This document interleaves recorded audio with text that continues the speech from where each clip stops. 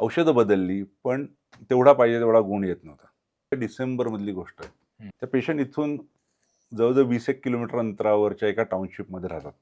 त्या मला म्हणाल्या, की "डॉक्टर मला अत्यंत आवश्यकता है तुम्हाला येऊन भेटण्याची." मैं बहुत स्ट्रेस में हूँ. आत्ता मागच्या आठवड्यामध्ये मी माझ्या मैत्रिणींच्या बरोबर गोव्याला गेलो होतो.